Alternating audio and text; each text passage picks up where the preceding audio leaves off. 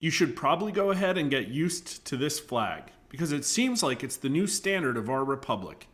Yep, an astounding portion of American voters think we've reached banana republic levels of political weaponization. Stick around to see the stunning results. But first, this. Former President Donald Trump has been charged with multiple felony counts in Manhattan. Is this good for America or bad for America?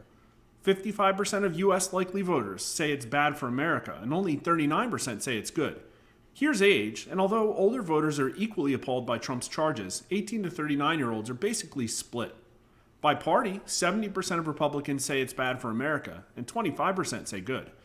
Now, there are a meaningful chunk of never-Trump Republicans, but not this many. I think the biggest factor here could just be a desire to move on from the division of the last 7 years, regardless of where that division is coming from. Or maybe they think Donald Trump will skate, as he has from pretty much everything else they've thrown against him. But look at independents. They are almost entirely in agreement with Republicans, which is your biggest clue that this is a bad development for Democrats overall. Among Democrats, only 61% of voters think this is good for America, and 34% say bad. That 1/3 of Democrats isn't a new development. Even as far back as a year ago, about a third of Democrats also supported Biden's impeachment. Another incredible note on this one, black voters and white voters are almost exactly in agreement, with 56% of white voters and 54% of black voters saying this development is bad for America. Here's a look at the numbers by Biden approval, and Biden's strong approvers are by far the happiest in Trump being charged of anyone in the crosstabs, and the Biden strong disapprovers, at 91%, are likewise the strongest negative signal.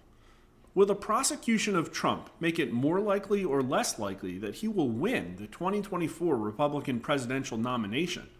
A plurality, 42%, say more likely, but 29% say less likely. A combined 30% say either not sure or it won't make much of a difference. But here are the party numbers, and astoundingly, about 1/3 of Democrats say it will make it more likely Trump is the 2024 nominee, and only 40% say less likely. If these charges were intended as a way to keep Trump from being the candidate, clearly Democrats are not very confident right now that it's going to play out that way. A majority of Republicans, 55%, say it will make Trump's nomination more likely, and only 18% say less likely. And independents don't have an extremely strong opinion here, though most of them say more likely, 38%. But here's the headline. This is a really serious time because this is banana republic sort of stuff. Using the law as a weapon against a political opponent is so wrong. And we'll have to thank former federal prosecutor Francie Hakes for supplying that quote. But 64% of voters, a nearly 2/3 majority, at least somewhat agree, and 48%, nearly half of voters strongly agree. With only 28% of voters disagreeing, 20% strongly, I think it's fair to say that this question overall, with voters by well over a 2-to-1 margin thinking we're a banana republic, is a horrible outcome. Majorities of gender, age, and race all agree, roughly equally. But here's party. 86% of Republicans agree and only 12% disagree, which I think you'd expect here.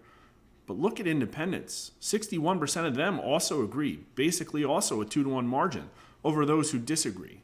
But even 46%, nearly half of Democrats at least somewhat agree, and that's more than the 44% who disagree.